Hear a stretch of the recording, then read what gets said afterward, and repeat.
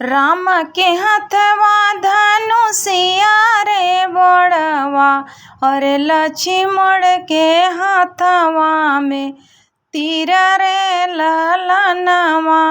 चला चली मोरे लखन उही मधुबनवा, रे जौने बन भौजी तोहार रे ललनवा।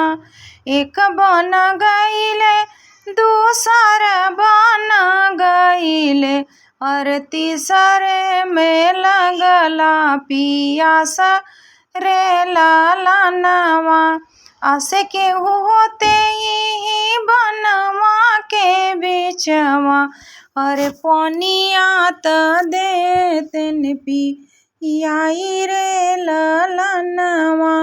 घर में से निकलली रानी शीतल देई, हाथ डलरिया मुँह पान रे ललनवा।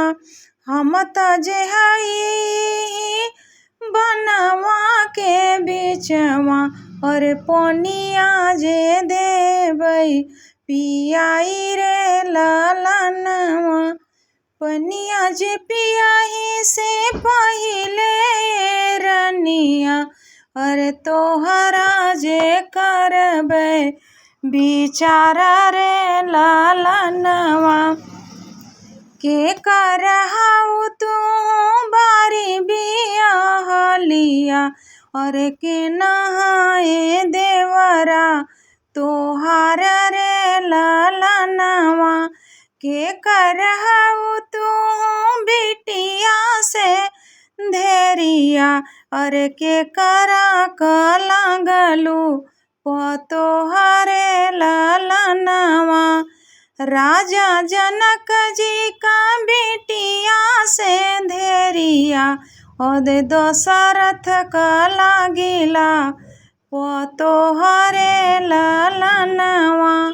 राम कहई हम बारी बियाहलिया, और लक्ष्मण जे देवरा हमार रे ललनवा।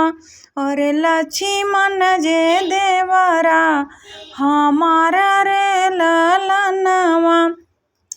राम जे हंसले मुहवा दबाई, और लक्ष्मण हंसले कारी रे ललनवा।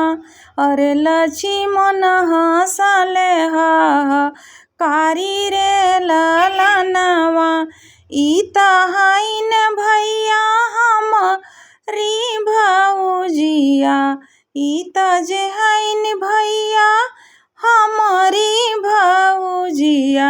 अरे जे के दीह देसवा निकाली रे ललनवा, अरे जे के दीह बनवा निकाली रे ललनवा।